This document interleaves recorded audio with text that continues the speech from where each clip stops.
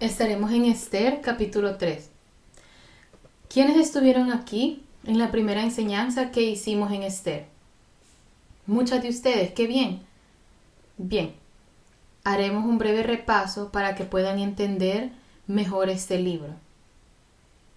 Esther está agrupado con 3. Es uno de 3 libros: Esdras, Nehemías y Esther, al final de la sección histórica.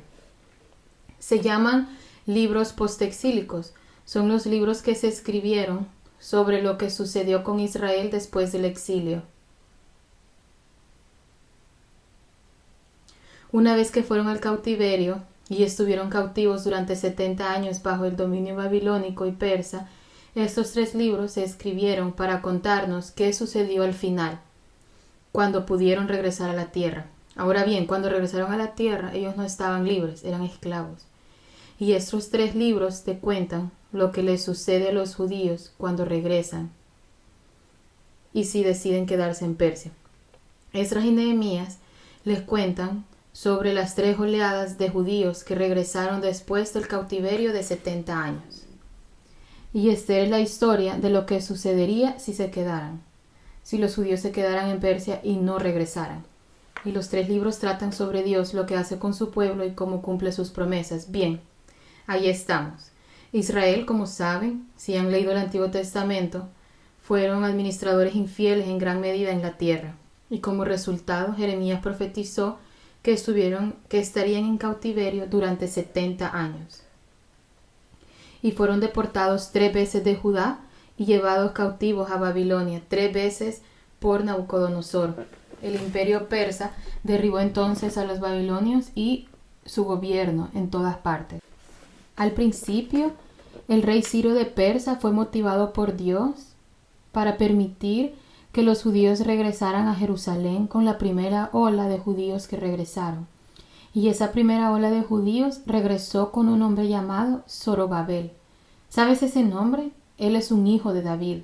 Los hijos de David se perdieron de vista y no sabían dónde estaban. Hay una gran historia sobre el rey Joaquín, quien estuvo en prisión. Zorobabel era su nieto. Y es que Dios conocía el linaje del hijo de David y los preservó a ellos. Así que Zorobabel regresa y él los guía y reconstruyen el templo. Bueno, es lento, doloroso, pero reconstruyen el templo. Ahora, después de esa primera ola, 55 años después de que la primera ola de judíos regresaran, 55 años después de eso, está la historia de Esther. Y Esther está en Persa. La historia se ambienta en Susa, la capital de Persa. Y después de la historia de Esther, 25 años después, es cuando la siguiente oleada de judíos regresa. Así que surge esta gran oleada de judíos que regresan primero y 55 años después es la historia de Esther. La primera ola que regresa es la historia de Esdras capítulo 1 al 6 y luego ocurre la historia de Esther. Y 25 años después de eso, otra ola regresa y ese es Esdras capítulo 7 al 10. Y luego una tercera ola y esa es la historia de Nehemías. Bueno, entonces ya tienes estos 3 libros que te cuentan todo sobre esta escena. ¿Qué le sucedió a los judíos cuando regresaron a su tierra y qué le sucedió a los judíos que decidieron quedarse en Persia? Este es un repaso del panorama general y la contribución de Esther a estos 3 libros es que sí, Dios solo cuida a su pueblo si regresaban a Jerusalén.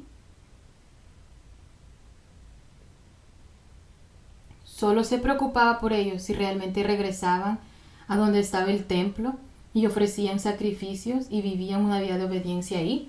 ¿Qué pasó con los judíos que no regresaron? ¿Se preocupaba Dios por ellos? Y lo que verás esta noche en Esther capítulo 3 es que hubo un complot.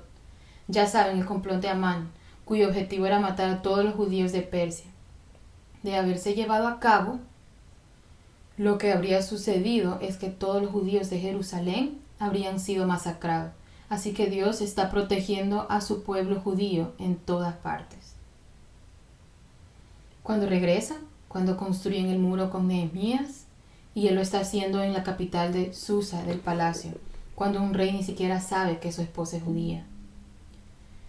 Es una historia asombrosa. Esta es la historia de Esther. No importa dónde está el pueblo de Dios, si les hizo las promesas que aún no se han cumplido, debe preservar a su pueblo hasta que se cumplan. Y no importa dónde estén, no importa dónde estés tú. No le cuesta protegerte, cuidarte y velar por ti. Puedes ser traicionado por tus hermanos, arrojado a una cisterna, vendido como esclavo, ser llevado a la casa de Potifar, ser encarcelado, y él tiene un propósito en todo momento y sabe dónde estás. No tienes nada de qué preocuparte. Y si pueden ir a Esther capítulo 9, solo para recordarles esto. Vamos a ver esto. Antes de ver el capítulo 3, Dios le dio a Israel una fiesta para recordar cada año, 2 días, cada año para celebrar la protección de su pueblo en todo el imperio de Persa. Esta es la primera celebración no ligada a la tierra. Tienen la fiesta de los tabernáculos, la fiesta de Pentecostés y la Pascua. Todos debían venir a Jerusalén para celebrar esto. Y con Esther, la primera fiesta se llama Purim.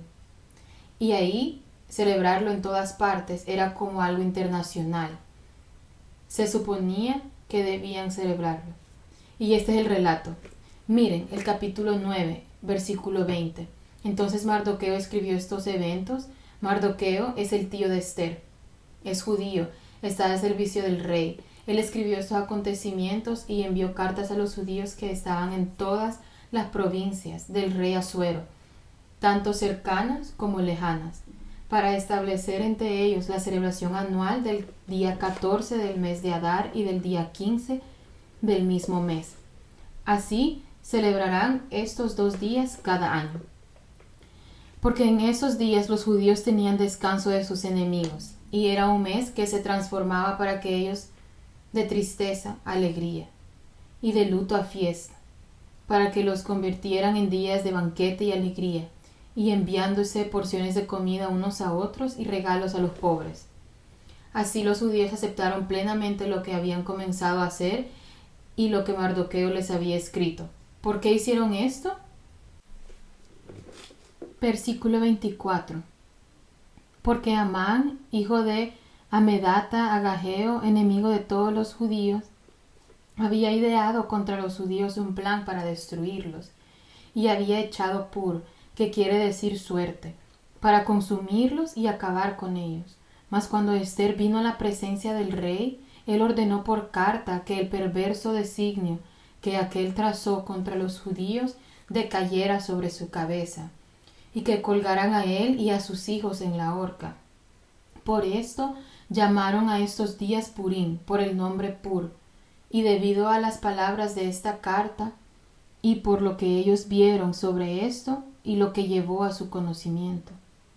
Los judíos se establecieron y tomaron sobre sí, sobre su descendencia y sobre todos los allegados a ellos, que no dejarían de celebrar estos 2 días, según está escrito tocante a ellos, conforme a su tiempo cada año.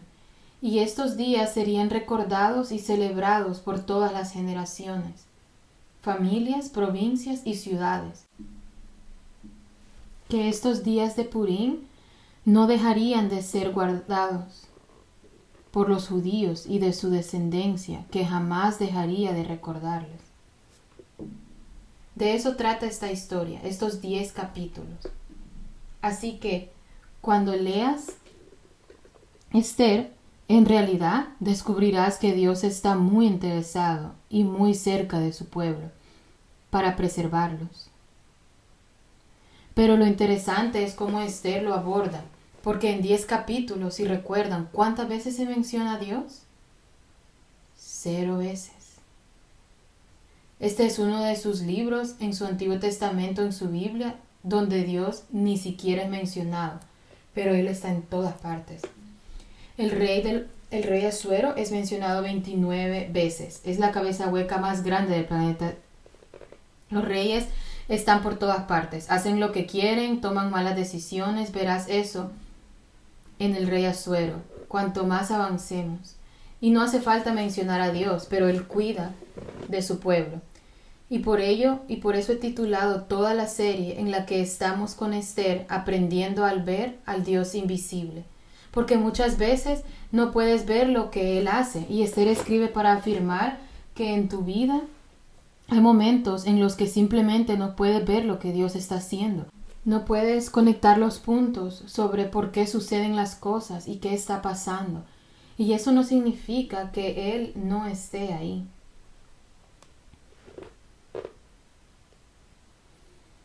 Y ese es un buen mensaje para ti y para mí. Y libros como este, si nunca los leemos, nos perdemos de mucho. Nuestras almas se empobrecen porque no tenemos el equipamiento de un libro como este, que desesperadamente necesitamos. Y esta es una implicación beneficiosa para nosotros. No podemos ver cómo los eventos que suceden en nuestras vidas tienen sentido. Eso no significa que los datos simplemente no mientan y nos preguntamos dónde está Dios. Y Él está ahí todo el tiempo. En la última reunión presentamos nuestro estudio sobre los capítulos 1 y 2. Dijimos que ese era el escenario. El escenario está preparado y Dios lo prepara. Bueno, ocurren muchos sucesos interesantes, aparentemente aleatorios e inexplicables. Simplemente nos dicen que pasan cosas o no nos las dicen. ¿Por qué? Vashti está afuera, no quería presentarse ante su esposo ni ante toda la gente que no quería que desfilaran ante él. No nos dice por qué. No hay explicación y simplemente surge este proceso cuestionable. De repente, Esther está en el harén. ¿Cómo sucedió eso? Ninguna explicación, simplemente pasó. Mardoqueo asciende a la puerta del rey y eso es solo una pequeña declaración en el capítulo 2, la que nos dice eso. Y no se nos dice por qué, ni se da ninguna explicación. Pero ahora de repente otro judío está al mando del rey. Así que Esther y su tío, quien la ha adoptado, también lo están. Y Mardoqueo descubre un complot de asesinato al final del capítulo 2. Y está escrito, y el rey Asuero, cuya vida es perdonada por Mardoqueo, no hace nada y se olvida de ellos, no lo exalta, no lo recompensa. ¿Cuál es el punto? ¿Cuál es la conexión entre todos estos eventos? No está clara.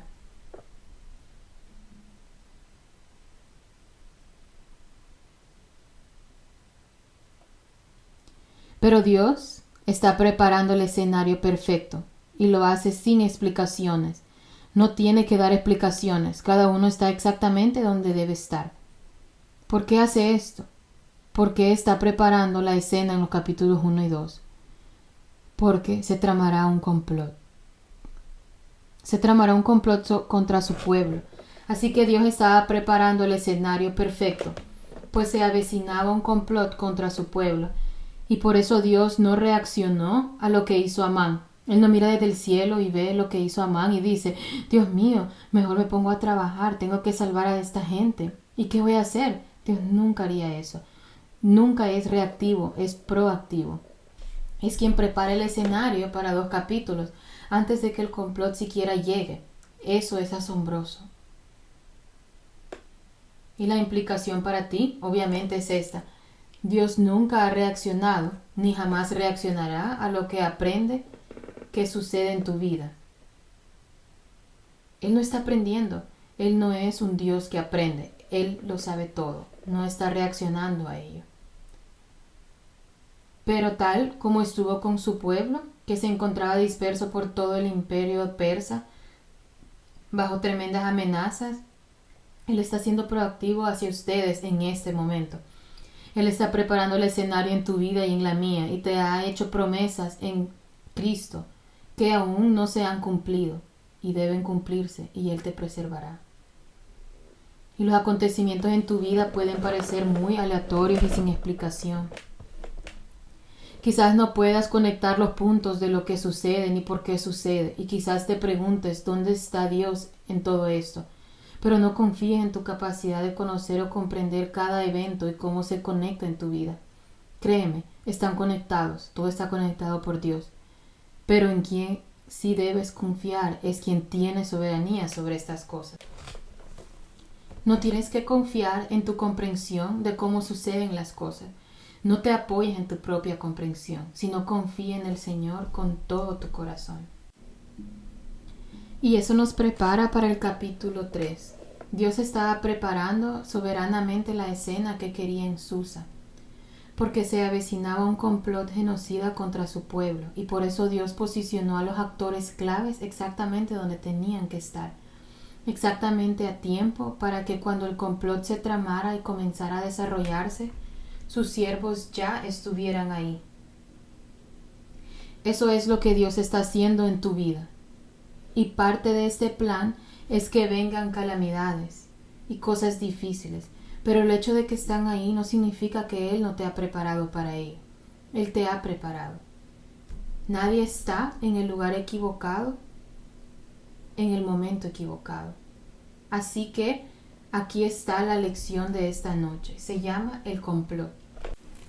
El complot ya está planeado y la dividiré en 4 escenas. El capítulo 3 se dividirá en 4 escenas. Aquí está la primera. ¿Listas? Se llama así. El complot está impulsado por el orgullo. El complot se ve impulsado por el orgullo. Veamos el capítulo 3, versículo 1. Después de esto, ¿después de qué cosa? Bueno, ¿recuerda cuando Mardoqueo salvó la vida del rey? Lo salvó de un complot para asesinarlo. Y después de esto, fíjense en lo que dice, fíjense en lo que no dice. No dice que el rey Asuero magnificó a Mardoqueo. Eso tendría sentido, totalmente lógico. Y no fue así. Mardoqueo simplemente quedó en el olvido. No sabemos por qué, de nuevo, no se dio ninguna explicación. No lo necesitamos. Después de todo esto, Asuero hizo algo aparentemente aleatorio y fuera de lugar, y fue que él magnificó a Amán, hijo de Amedata, el agageo, y lo honró, y puso su silla sobre todos los príncipes que estaban con él. Ahora recuerda, el capítulo 1 y 2 descubrimos que Mardoqueo es hijo de Cis, de la línea de la que descendió el rey Saúl. Y Amán es de la línea de Agag, que fue el rey Agag. Y al principio, Samuel 15, el rey Saúl debía cortar a Agag en pedazos, y Samuel tuvo que hacerlo por él. Y evidentemente un hijo o un nieto de Agag escapó, y el linaje de Agag continuó. Eso fue 500 años antes, y ahora ambos están al servicio del rey en Susa. Y por alguna razón, Asuero toma a Amán y lo exalta, y Mardoqueo es olvidado. Un rencor de 500 años.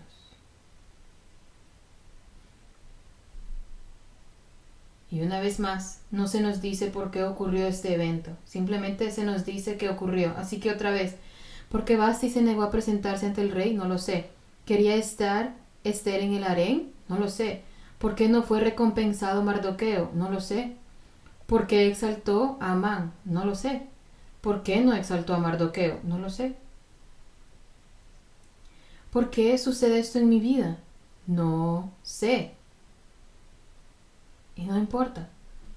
En realidad no. Pero siento como si importara, ¿no? Siento que esa es la clave. Si tuviera eso, estaría contento. No lo estarás.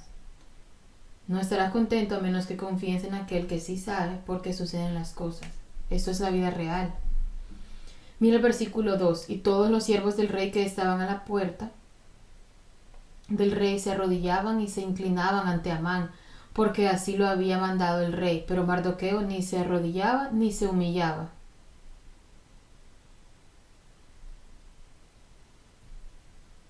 Todos lo hicieron, excepto Mardoqueo.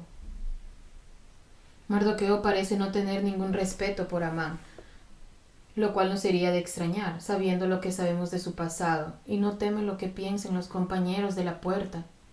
Así que imaginen que todos los sirvientes del rey están ahí. Este es el lugar donde se gestionan los asuntos de negocios en Susa. Sería el lugar donde las personas iban si tenían algún asunto legal que debían resolver, y el rey diría que mis sirvientes están ahí para cuidar de eso. Así que Mardoqueo es uno de ellos. Todos los demás están ahí. Amán entra y todos caen al suelo, excepto uno. Mardoqueo se mantiene de pie y entonces en el versículo 3 los sirvientes del rey que estaban a lo largo de la puerta del rey le dijeron a Mardoqueo: ¿por qué haces esto? ¿Por qué traspasas el mandamiento del rey? Aconteció que hablándole cada día de esta manera y no escuchándolos a él. Así que sucedió día tras día, sin que él los escuchara. Entonces le dijeron a Amán que viera si las palabras de Mardoqueo se mantenían. Oye, ¿sabes que Mardoqueo no se inclina ante ti? ¿Esto es siquiera legal? ¿Puede hacerlo?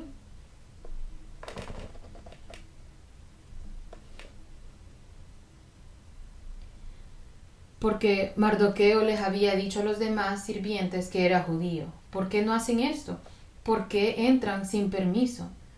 Soy judío y está ligado a que él, Agag y yo soy judío y no voy a inclinarme ante él. Wow, preciado por los otros sirvientes de la puerta del rey, Mardoqueo no se inclinó y les dijo que era porque era judío. No iba a someterse a un agageo, siendo él un amalecita, y no lo haría. Y ahora, si Amán no sabía que Mardoqueo era judío, ahora sí lo sabe. Él lo sabe ahora. Y él sabe cuál es el motivo por el cual Mardoqueo no lo hará. Él es hijo de Cis. Entonces vio Amán que Mardoqueo no se inclinaba ni se postraba ante él, por lo que se llenó de ira. Y esto es orgullo. Esto es orgullo antes de la ira. Esto es orgullo antes de que se enojara por la respuesta de un hombre, porque no lo honró. Solo un hombre no lo honraba, y eso dice mucho de su carácter. Y está lleno de ira. Eso significa que no solo es tentado un poco, no solo está influenciado por la ira, no, sino que lo domina la ira. Y lo único que puede salir de Amán es la ira, y ocupa cada centímetro cuadrado de su ser interior, porque está lleno de ira.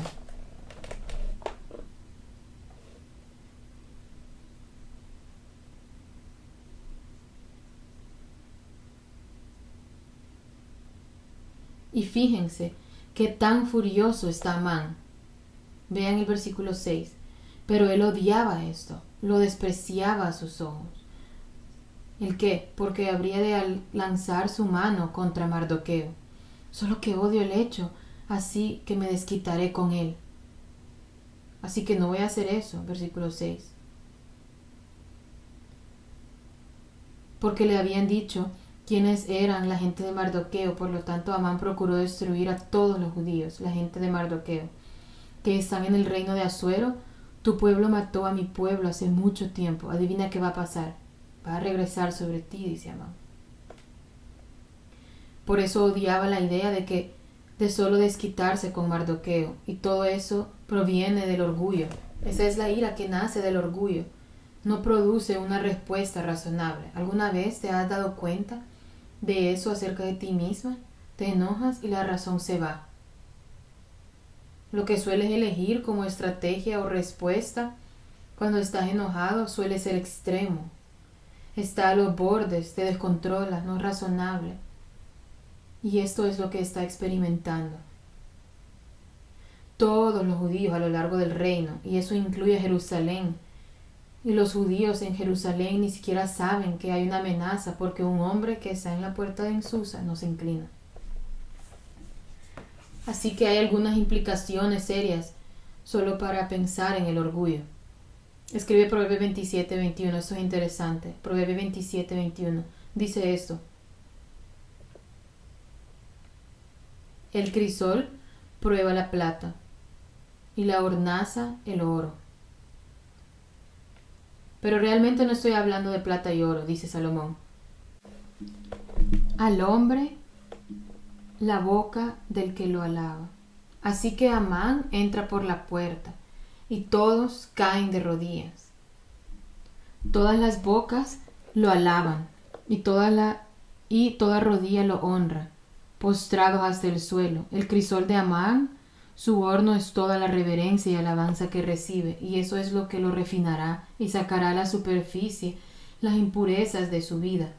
Y esto es las debilidades de su carácter y lo revela, y su orgullo está tan herido que Amán ha revelado aquí que tiene un carácter realmente deficiente. Enormes inseguridades y orgullo cuando se le da tanta exaltación, por lo que se le dio una exaltación que era demasiado para él.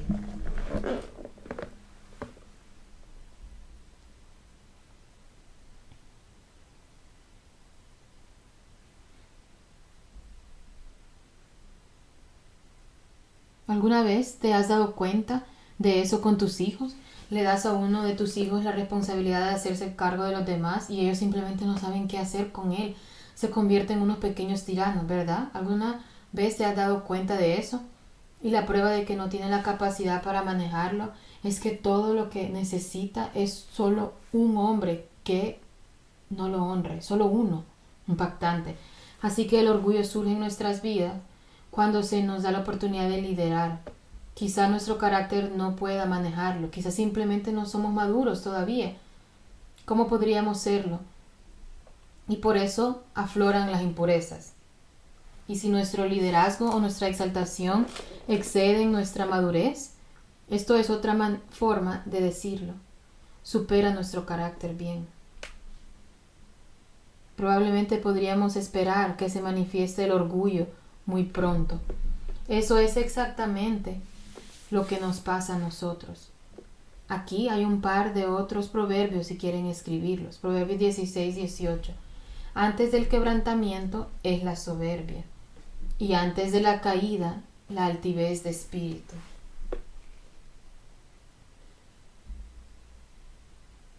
¿Qué le va a pasar a Amán? Destrucción. ¿Qué pasó antes de la destrucción? ¿Puedes ver la destrucción? Si nosotros pudiéramos ir a su casa y verlo en la horca. Hablaremos de esto cuando lleguemos ahí y te preguntarás, ¿qué le pasó a este tipo? Salomón diría que antes de la destrucción viene el orgullo. Esto es lo que pasa. Esto es lo que pasa cuando eliges el orgullo. Cuando no luchas contra el orgullo. Te arruina. Eso es solo una cuestión de tiempo. Destrucción viene para Amán, será colgado en su propia horca. Entonces el orgullo surge cuando te dan una exaltación que simplemente no puedes manejar. Y la prueba de eso es que todo lo que se necesita es que uno no lo respete y simplemente no puede soportarlo. Otra implicación de lo que piensas de lo que deberías de pensar es que el orgullo abraza la ira. ¿Alguna vez lo has notado en tu vida? Y el orgullo permite la ira. El orgullo, cuando queda expuesto en tu vida, expulsará la ira junto con él. ¿Cómo funciona eso? El orgullo cree que lo que deseas no solo es diferente a lo que quieren los demás, sino que es mejor. Lo que quiero es mejor y lo que creo que debería suceder es mejor, es superior. No es diferente, es mejor. Entonces, ¿qué pasa cuando no se respeta tu voluntad? Cuando no se acepta bien. Si eres orgulloso, probablemente te enojarás, porque no se tiene en cuenta lo que deseas. Así que el orgullo fomenta la ira, la facilita. Así que el orgullo surge cuando te exaltas más allá de lo que tu carácter, tu madurez y el orgullo pueden soportar. Y el orgullo abraza la ira, la habilita. Y aquí hay una tercera cosa en la que quiero que reflexiones. Todo lo que decidas y planifiques desde la ira no logrará justicia. Vamos a observar qué planea con su ira y no es nada bueno. Obviamente, Amán no es creyente, así que de todos modos no le va a ir bien. Pero lo es ilustrativo incluso para nosotros. Santiago 1:19 al 20, sé lento para la ira, ¿verdad? Porque la ira del hombre no logra ¿qué? La justicia de Dios. Así que cuando el orgullo invade nuestras vidas y nos enojamos por aquello por lo que no recibimos honra y empezamos a conspirar y a maquinar desde esa ira, no lograremos nada agradable al Señor. Y Amán es un ejemplo, lamentablemente, pero muy claro de ello, incluso siendo incrédulo.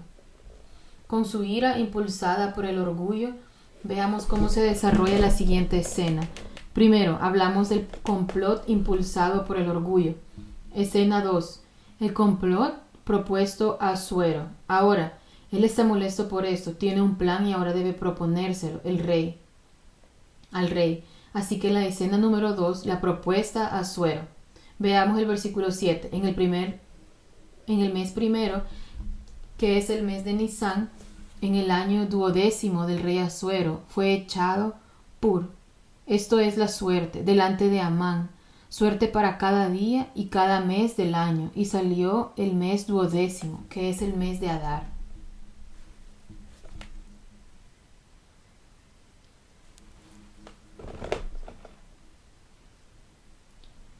Tú y yo leemos eso, y realmente no entendemos qué está pasando con eso. Esa es la suerte que se echó ante Amán. Es como usar los dados de hoy en día, tirar un dado para tomar una decisión porque eres supersticioso o animista o te gusta la brujería. Y dejas que el lanzamiento de dados o la suerte tomen la decisión por ti. Eso es lo que estaba haciendo. Lo hacía día tras día. Eso no significa que lo hacía el lunes y luego regresaba y lo hacía el martes y lo hacía el miércoles. Quiere decir que lo hizo por los días. Entonces echó suertes para ver qué día sería el mejor día. Y luego tiró los dados para determinar cuál sería el mejor mes. Porque quería que su plan tuviera éxito. Es animista, supersticioso y cree que si va a tener este plan, quiere que sea el día más favorable. Cree que puede determinar cuál será el mejor día echando suertes. Y así echó la suerte. Y escogió un mes y escogió un día. Él está buscando una señal.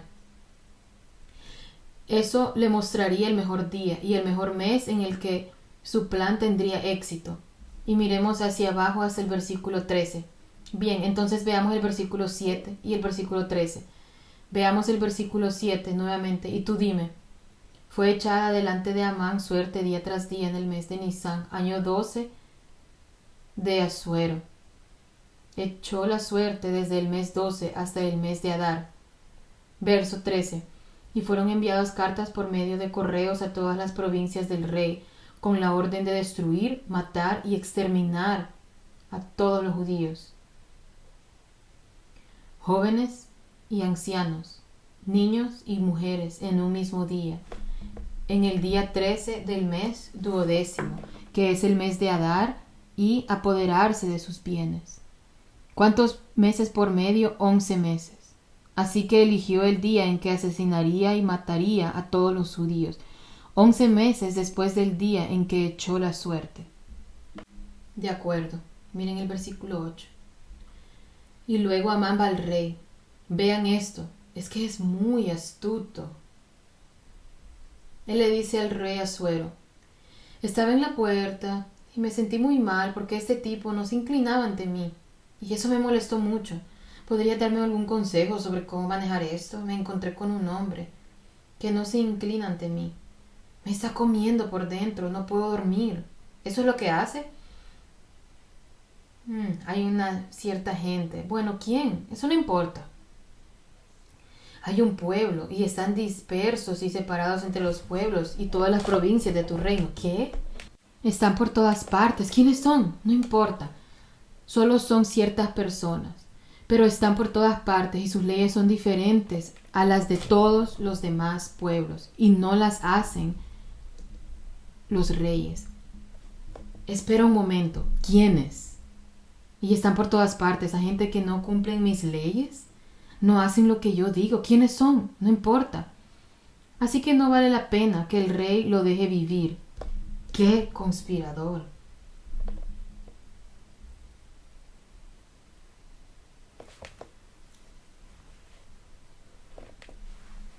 Miren el versículo 9. Escribamos una ley. Si el rey le parece bien, que se escriba que perezcan, y pagaré 10,000 talentos de plata a quienes hagan esta obra para que la traigan al tesoro del rey. Así que lo saquearán y se llevarán todo lo que poseen los judíos de Jerusalén hasta Susa y se lo llevarán al rey. Y para esto Y para que esto suceda, Amán pagará 10,000 talentos de plata. Amán revela algo acerca de su propio orgullo y enojo que alimentan el complot. Por supuesto que no. Este es el tipo de persona que es. ¿Es Amán específico, detallista con los detalles sobre quién es Mardoqueo y quiénes son su gente? No. Solo generalidades. Solo se ocupará de generalidades, grandes amenazas generales en todo su reino. ¿Presenta Amán la amenaza como si realmente fuera una amenaza a la autoridad de Amán en la portería? No. ¿En contra de quién es la amenaza? Dice Amán. Tú, rey. Es su propia amenaza, pero la disfraza de amenaza al rey. Los detalles que se ocultan a los hombres nunca se ocultan a Dios. Bueno, Dios sabía que este complot se avecinaba y ya había hecho preparativos para eso. El orgullo de Amán no solo permitió la ira de Amán, sino que luego recurre al engaño libremente. ¿Observan ese patrón? Él está orgulloso, está enojado y ahora tiene que salirse con la suya. Y entonces él va a ser engañoso. Es un patrón interesante de observar en nuestra vida. El orgullo se lastima. Estoy enojado por ello y tengo que conseguirlo. ¿Qué? Entonces voy a tratar solo con cuestiones generales. No tengo que ser realmente específico.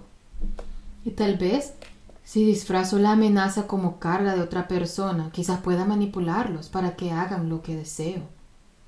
¿Es esto terrible?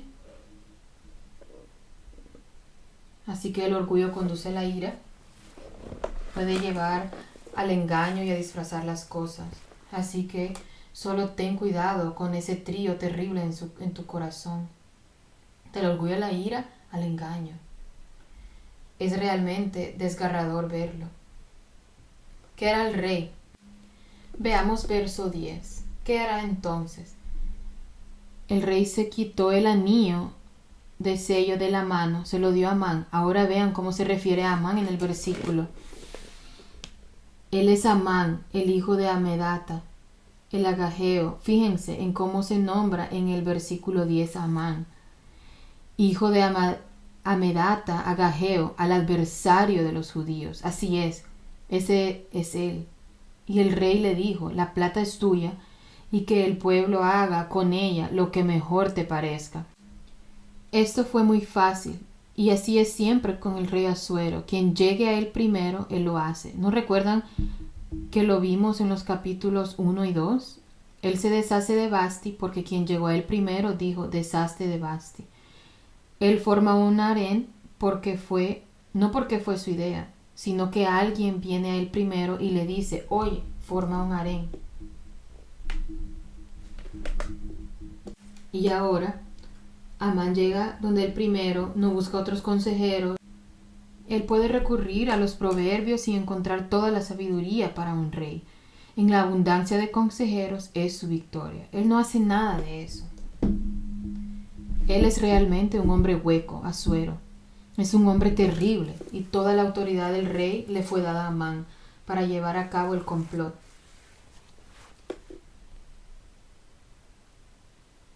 Así que ahora los judíos, incluso en Jerusalén, están en problemas.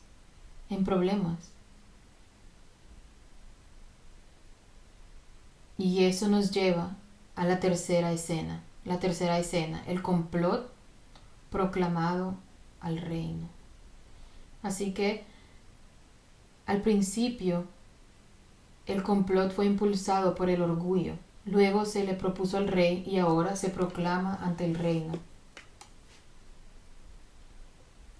La redacción de la ley y su traducción a diversos idiomas a lo largo del imperio persa se resume en el versículo 12. Entonces fueron llamados los escribanos del rey en el mes primero, al día 13 del mismo, y fue escrito conforme a todo lo que mandó Amán. A los sátrapas del rey, a los capitanes que estaban sobre cada provincia y a los príncipes de cada pueblo, a cada provincia según su escritura y a cada pueblo según su lengua. En nombre del rey Asuero fue escrito y sellado con el anillo del rey. Así que a todos los niveles de liderazgo del reino, sátrapas, gobernadores, príncipes, no se olvide a ninguno de ellos, ni se deje fuera a ningún grupo lingüístico en toda Persia. Háganselo llegar a todos. Esto es muy exhaustivo. ¿Y cuál es el complot del versículo 13? Y fueron enviados cartas por medio de correos a todas las provincias del rey, con la orden de destruir, matar y exterminar a todos los judíos, jóvenes y ancianos, niños y mujeres, en un mismo día, en el día 13 del mes 12, que es el mes de Adar, y de apoderarse de sus bienes. Así que destrúyenlos, mátenlos y extermínenlos, y apodérense de sus bienes. Y una copia de lo que estaba escrito para ser dado como ley en cada provincia fue revelada a todos los pueblos, para que estuvieran preparados para ese día. Así que alguien se subió a un caballo y partió desde Persia, y cabalgaron hacia Jerusalén para anunciarlo.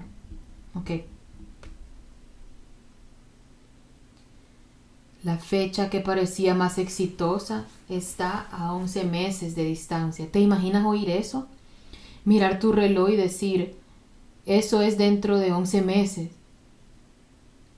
Y teniendo 11 meses de ansiedad y 11 meses de gente conspirando.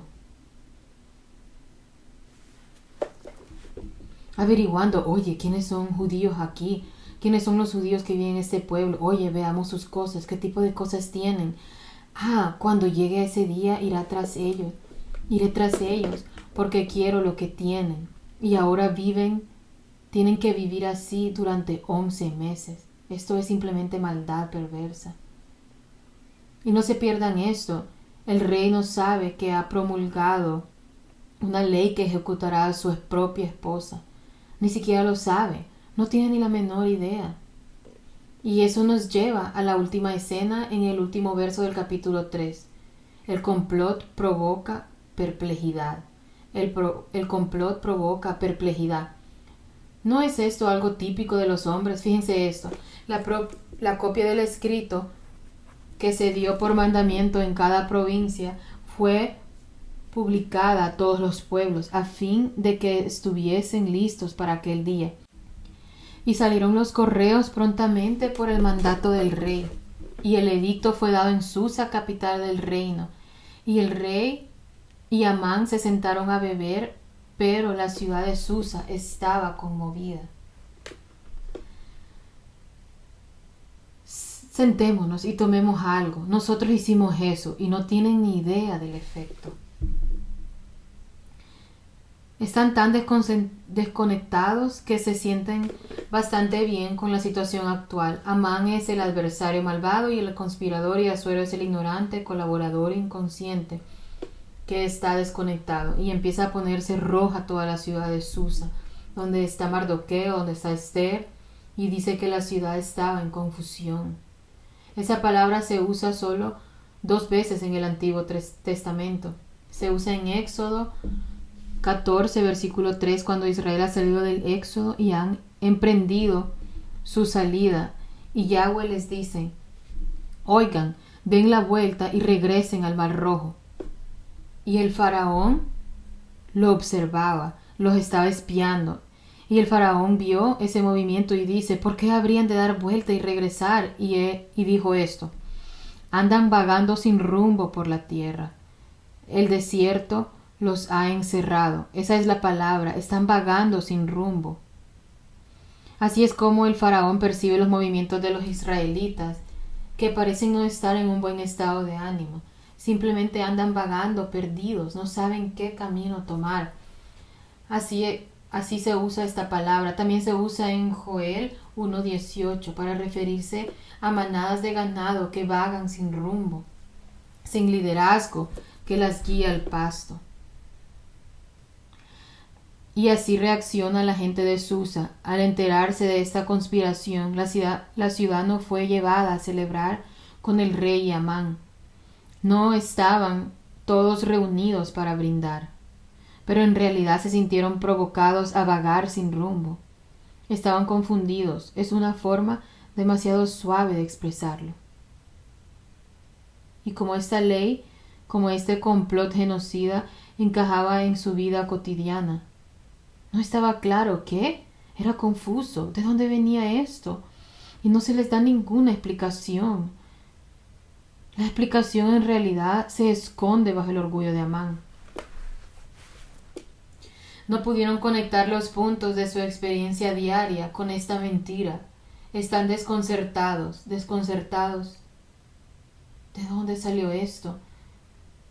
Qué despistados e ignorantes son los líderes de Asuero y Amán. Las consecuencias de su liderazgo sobre la ciudad de Susa no les preocupaba.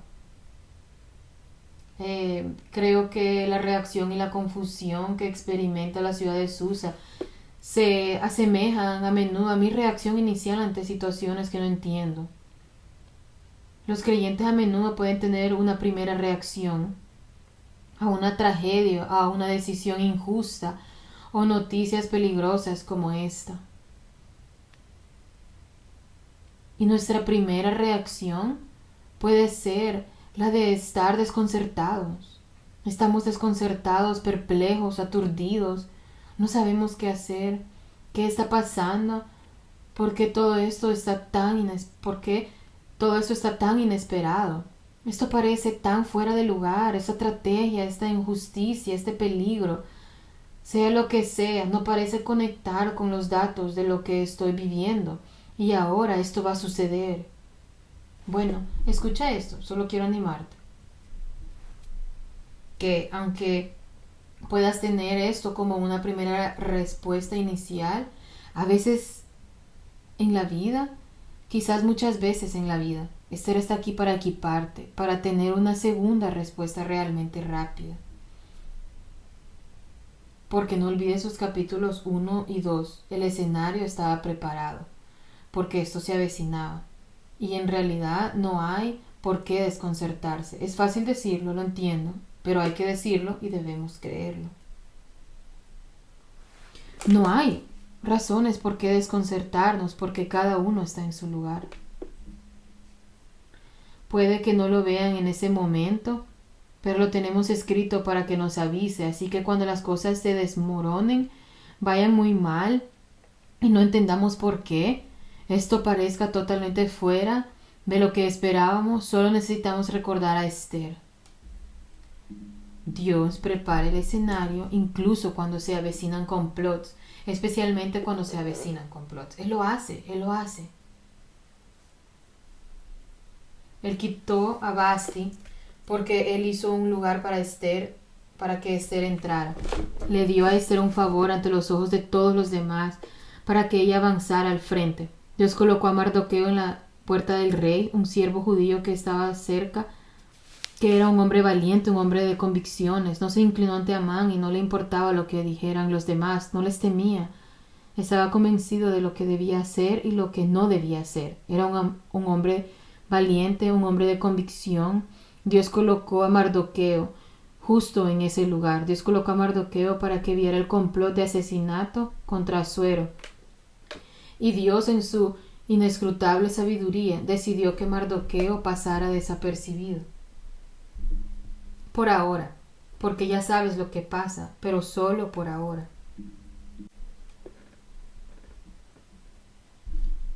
Así que lloramos lágrimas cuando somos ignorados y hay injusticias y no tenemos idea de lo que está haciendo Dios. Será divertido estar ahí algún día en el cielo y entender todas estas cosas. Y todos nos reiremos con risa santa. Será divertido. Oyes, ¿recuerdas cuando hiciste eso? Y no te ofenderás porque lo hayan mencionado. Dirás, sí, es cierto, sí. Todos, cada actor clave, cada evento ha sido perfectamente afinado y posicionado por Dios. Él le prepara el escenario para que este complot se tramara. Nada está fuera de lugar, nadie está en una posición incorrecta, nadie se ha perdido lo que necesitaba ver y saber, y lo que incluso Asuero perdió en no recompensar a Mardoqueo. Aún eso fue perfecto en el momento perfecto. Nadie llega tarde a su momento y nadie sabía lo que Dios estaba haciendo en ese momento, pero lo estaba haciendo. Dios no tiene necesidad de informarnos todo lo que está haciendo. Él simplemente lo hace. Esther no pudo verlo. Mardoqueo no pudo verlo en el momento. Y todo esto es cierto para ti, todo esto es cierto para mí. Dios es tan proactivo al preparar las escenas de tu vida como fue con Esther y los judíos. Proverbios 21:30 dice, no hay sabiduría, no hay discernimiento y no hay ningún consejo contra Yahweh. No lo hay. No existe. Déjame hacerte una pregunta. Bueno, un par de preguntas. Ya casi terminamos. ¿Cómo quieres que tu pensamiento sea impactado por esto? ¿Cómo quieres que esto cambie la forma de que piensas sobre la vida? ¿Se te ocurre algo que puedas pensar?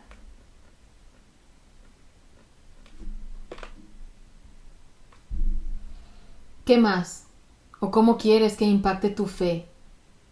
¿Cómo quieres impactar tus miedos?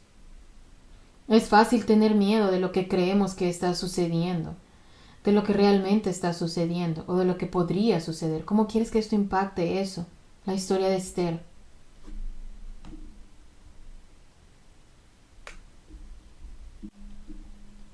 ¿Qué pasa cuando eres la reina madre de la casa y uno de tus pequeños simplemente no tiene interés en honrar tu posición de exaltación y tú estás lista para gobernar desde lo alto con una espada ancha, que es una cuchara de madera? De acuerdo, ¿qué haces en ese momento?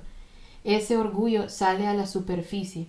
Y si no haces nada, y si no estás alerta, ¿qué podría pasar? ¿Ves los pecados como los que mencionó Olga? Cuando tenemos miedo, nos volvemos egoístas. Cada pecado nunca está solo. Siempre hay uno ahí. Siempre hay 10 pecados más en un pecado que podemos ver. Y si al orgullo se le da un lugar donde plantarse, lo tendrá y te enojarás. Y puedes tener miedo y ser un manipulador, puedes empezar a engañar, puedes hablar demasiado, conspirarás con cosas mucho más importantes de lo necesario, te vuelves irrazonable, es decir, se convertirá en una bola de nieve. Así que tu opción es no hacer nada y que eso suceda o luchar contra el orgullo enseguida, lo más rápido que puedas. Y ama a ese pequeño que no honra tu posición en la entrada. Bien, si algo más que quieras compartir antes de que volvamos a cantar, alguna pregunta, ¿tienes alguna pregunta? ¿Una protesta? ¿Quieres hacerla? Eso fue... no estoy de acuerdo contigo. Puedes hacerlo. Mi esposa responderá la pregunta. Ok.